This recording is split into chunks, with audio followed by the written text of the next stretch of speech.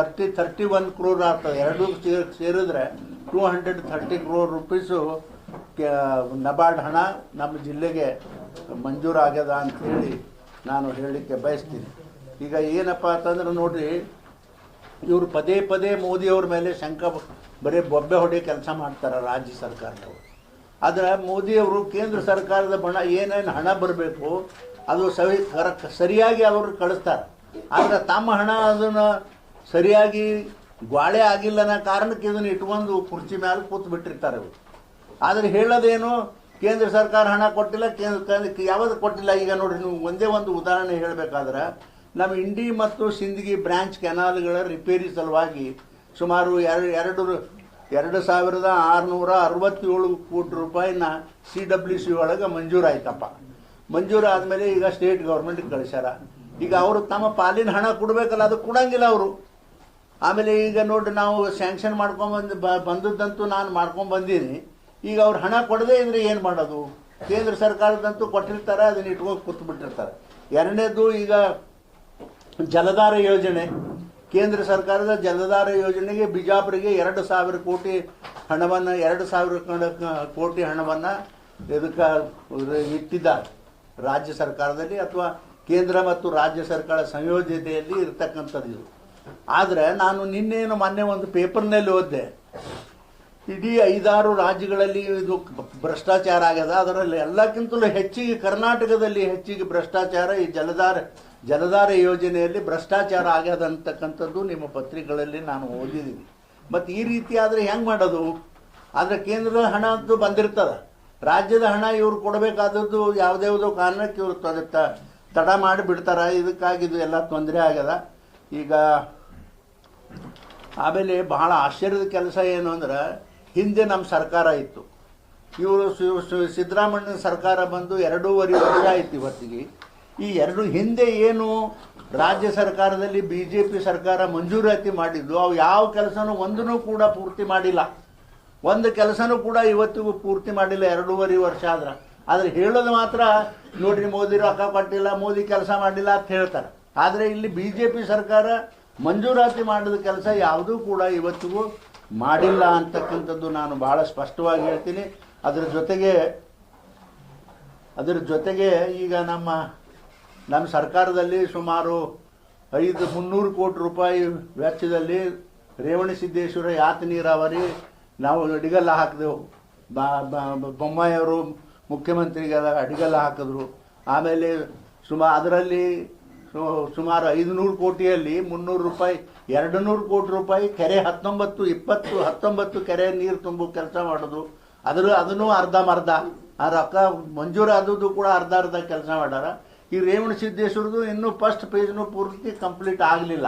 ಅಂದರೆ ಇದನ್ನು ಯಾಕೆ ಹೇಳ್ತೀನಿ ಅಂತಂದರೆ, ಹಿಂದೆ ನಮ್ಮ ಸರ್ಕಾರ ಮಾಡೋದು ಕೂಡ ಇವತ್ತು ಇವರು ಪ್ರಾಮಾಣಿಕರವಾಗಿ ಯಾವ ಕೆಲಸನೂ ಕೂಡ ಇಲ್ಲಿ ಮಂಜೂರಾತಿ ಮಾಡೋದು ಕೆಲಸಗಳನ್ನು ಸಂಪೂರ್ಣವಾಗಿ ಅವು ಕೆಲಸ ಮಾಡಿಲ್ಲ ಅಂತಕ್ಕಂಥ ಬಹಳ ಸ್ಪಷ್ಟವಾಗಿ ಈ ಸಂದರ್ಭದಲ್ಲಿ ನಾನು ಹೇಳಲಿಕ್ಕೆ ಬಯಸ್ತೀನಿ. ಆಮೇಲೆ ಇನ್ನೊಂದು ಆಶ್ಚರ್ಯ ಏನಪ್ಪ ಅಂತಂದರೆ, ಈ ಚಡಚಾಣ ಯಾತ ನೀರಾವರಿ ಅದು ನಮ್ಮ ಸರ್ಕಾರದಾಗ ಆಗಿಲ್ಲ, ತಮ್ಮದೇ ಸರ್ಕಾರದಾಗ ಆಗಿತ್ತು.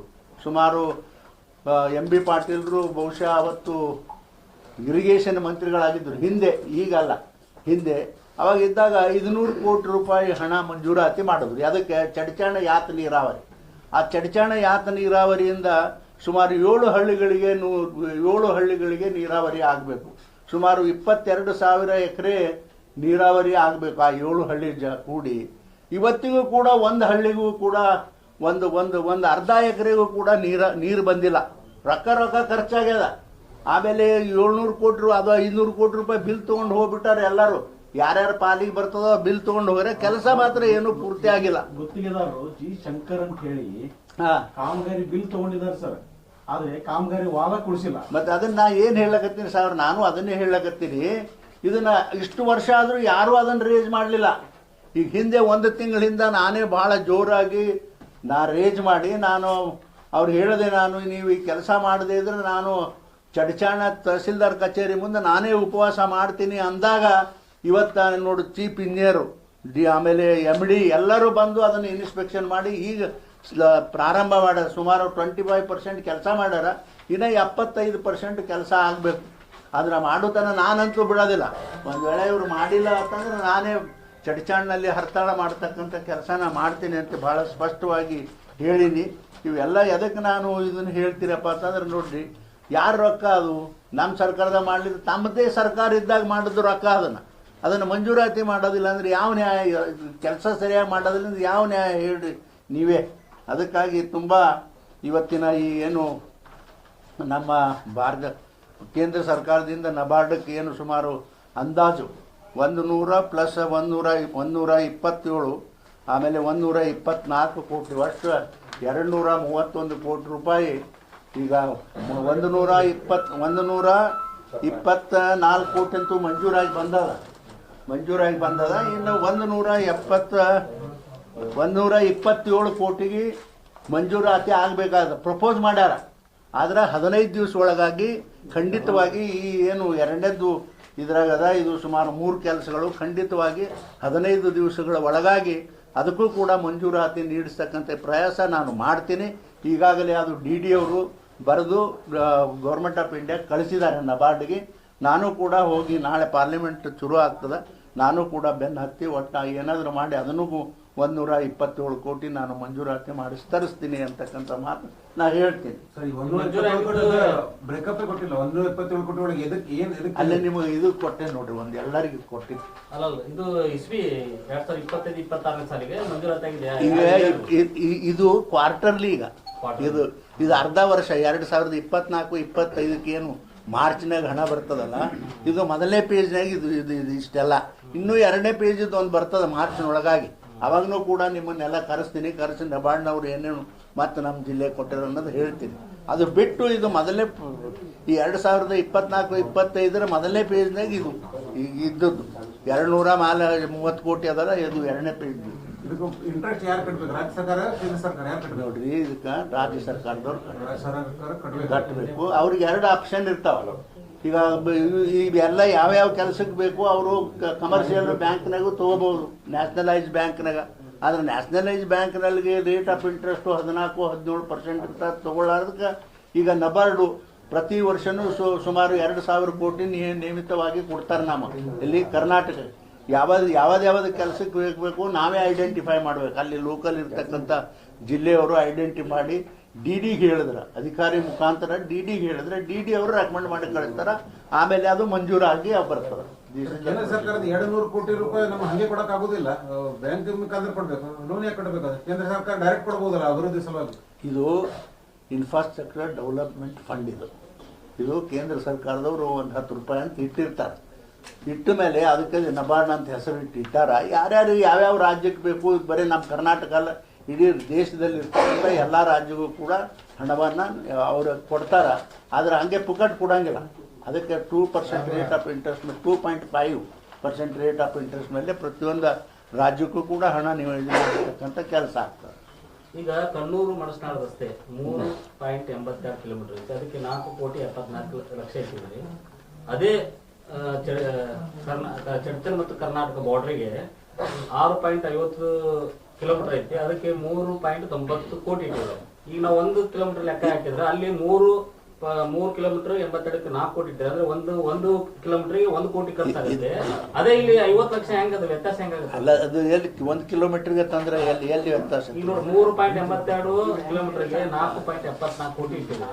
ಅಂದ್ರೆ 2-3 ಇದು ರಸ್ತೆ ಒಂದು ನಿಮಿಷ, ಇದು ನಮ್ಮ ಜವಾಬ್ದಾರಿ ಅಲ್ಲ, ಅಥವಾ ನನ್ನ ಜವಾಬ್ದಾರಿ ಅಲ್ಲ. ಇಲ್ಲಿ ರಾಜ್ಯ ಸರ್ಕಾರದ ಅಧಿಕಾರಿಗಳು ಇದನ್ನು ಕಳಿಸಿರ್ತಾರೆ, ಅದು ಅವ್ರ ಜವಾಬ್ದಾರಿ. ಅಪ್ಪ ನನಗೆ ಕೇಳಿದ್ರೆ ನಾ ಹೆಂಗ, ಅವ್ರಿಗೆ ಕೇಳಲ್ಲ. ವ್ಯತ್ಯಾಸ ಆದ ನಮಗೂ ಗೊತ್ತದ.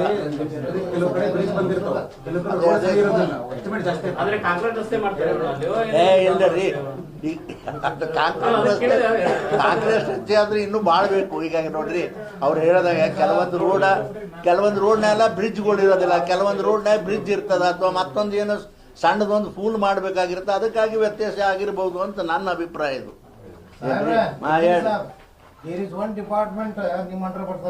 ಯಾವ್ದ್ರಿ? ಸರ್ವೆ ಆಫ್ ಇಂಡಿಯಾ ಇಲ್ಲಿ ಎಲ್ಲ ಇಲ್ಲ. ಈ ಸಿಚುವೇಶನ್ ಫಸ್ಟ್ ಅದ. ಅಲ್ಲ, ನಾನು ಒಪ್ಕೊಂಡೆ. ಇದು ನೋಡ್ರಿ, ನಾನು ನಿಮ್ಮ ಪತ್ರಿಕೆಯಲ್ಲಿ ಇಸ್ಲಾಮಿಕ್ ಮಾನ್ಯುಮೆಂಟ್ ಅದ ಅಂತ ಏನಂತಾರ, ಯಾರು MLA ಹೋಗುದಿಲ್ಲ, ಸೆಂಟ್ರಲ್ ಗವರ್ಮೆಂಟ್ ಹೋಗುದಿಲ್ಲ, ಯುನೆಸ್ಕೋ ಹೋಗುದು, ವರ್ಲ್ಡ್ ಹೆರಿಟೇಜ್ ದಾಗ ಬಂದಿಲ್ಲ ಬಿಕಾಸ್ ಆಫ್ ಇಸ್ಲಾಮಿಕ್ ಮಾನ್ಯುಮೆಂಟ್ ಈ ತರ ಹಾಗೇನಿಲ್ಲ ನೋಡ್ರಿ.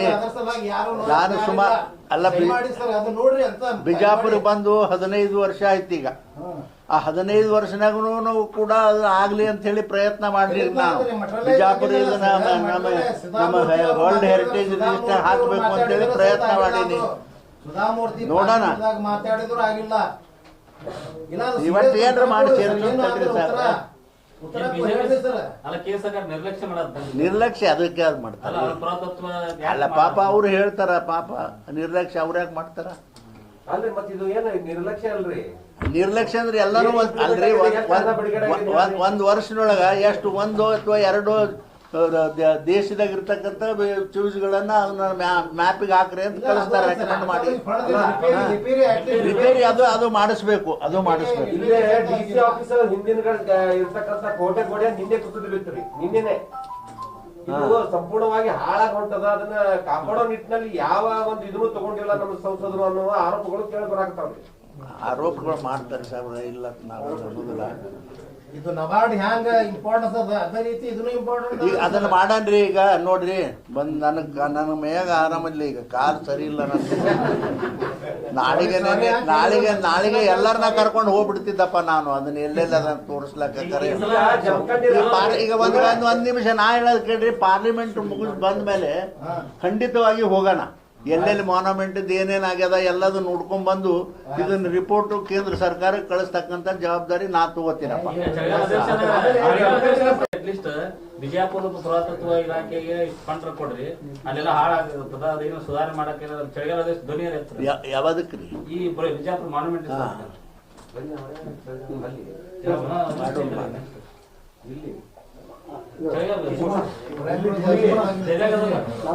ಆಯ್ತಲ್ರಿ ಸಾಹೇಬ್ರೆ. ಸರ್ ಇನ್ನೊಂದೀಗ ಡಿ ಕೆ ಶಿವಕುಮಾರ್ ಜೊತೆ ಸದಾನಂದ ಗೌಡರು ಹೇಳಿದ್ದಾರೆ, ನಿಮ್ಮ ರಿಯಾಕ್ಷನ್? ಅಲ್ರಿ ಸದಾನಂದ ಗೌಡರು ಅವರು ಪಕ್ಷದ ಅಧ್ಯಕ್ಷರು ಅಲ್ಲ, ನನ್ನಂಗೆ ಅವರು ಒಬ್ರು MP ಅದಾರ ಅಷ್ಟೇ. ಅವ್ರು ಏನು ಹೇಳ್ಯಾರ ನನಗಂತೂ ನಾನು ನೋಡಿಲ್ಲ, ನನಗೆ ಗೊತ್ತಿಲ್ಲ. ನಾನಂತೂ ಇದ್ರ ಬಗ್ಗೆ ಏನು ಹೇಳಂಗಿಲ್ಲ. ಯಾಕಂದ್ರೆ ನಾ ಅಧ್ಯಕ್ಷನೂ ಅಲ್ಲ, ಲೀಡರು ಅಲ್ಲ, ರಾಜ್ಯದ ಮುಖ್ಯ ಇದೂ ಅಲ್ಲ. ಕಾರ್ಯಕರ್ತರು ಅದಿದ್ದೇವೆ. ಕಾರ್ಯಕರ್ತರಿಗೆ ಎಷ್ಟು ಬೇಕೋ ಅಷ್ಟು ಅದಿದ್ದೇವೆ ಪಾಟೆ. ಅದಕ್ಕಿಂತ ಹೆಚ್ಚಿಗೆ ನಾವು ಹೇಳಿ ಡಿಕೆಶಿ ಜೊತೆ ಬಿಜೆಪಿ ಸರ್ಕಾರ ನನಗೇನು ಗೊತ್ತಿಲ್ಲಪ್ಪ ಮನೆ. ನಮಗೆಲ್ಲಿ ಗೊತ್ತಿರ್ತಾನೆ. ಇದು ಜಮಖಂಡಿ ರಸ್ತೆ, ಬಿಜಾಪುರ ಹಿಡಿದು ಜಮಖಂಡಿ ರಸ್ತೆ, ಅದು ಹೈವೇ ಐತ್ರಿ.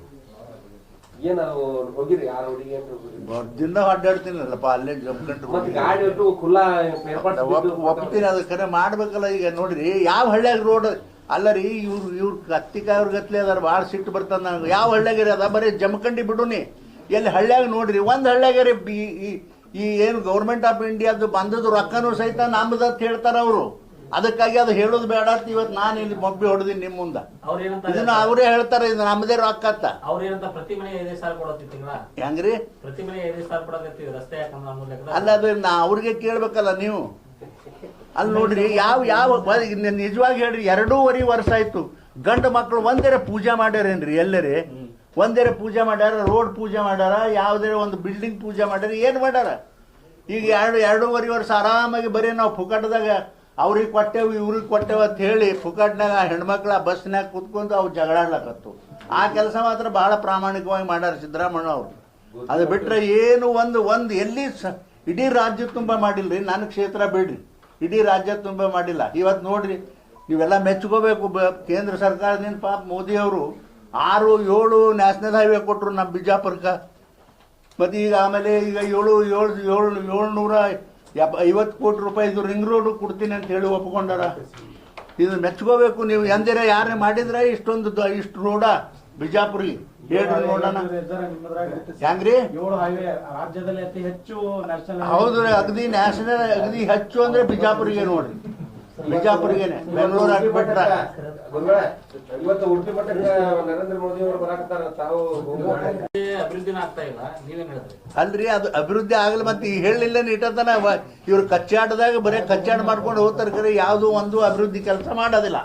ಇಷ್ಟು ಮಾತ್ರ ಹೇಳಕ್ ಯಾವಾಗ್ರಿ ವಿಮಾನ ಅದು ಯಾವಾಗ ಹಾರ್ತದ ನೋಡನ್ರಿ. 1 ತಿಂಗಳೊಳಗೆ ಹಾರಿಸ್ತೀನಿ ಅಂತ ಲಾಸ್ಟ್ ಟೈಮ್ ಹೇಳಿನಿ ಇನ್ನೂ ತನ ಇತ್ಯರ್ಥ ಆಗಿಲ್ಲ. ನಾನು 2 ಸಲ ಭೇಟಿ ಹೆಂಗ್ರಿ ಆಯ್ತ್ರಿ ಸಾಹೇಬ್ರೆ ಹೇಳಿಲ್ಲ ಬನ್ನಿ ನನ್ನ ಕೈಯಾಗಿಲ್ಲಲ್ಲ ಅದು ಕೋರ್ಟ್ನವ್ರ ನಿರ್ಣಯ ಮಾಡಬೇಕು. KN ರಾಜನ್ ಅವ್ರು ಹೇಳ್ತಾರೆ ಇದೆಲ್ಲ ಗೊಂದಲ ಬೇಡ, ವಿಸರ್ಜನೆ ಮಾಡಿ ಎಲೆಕ್ಷನ್ ಹೋಗೋಣ.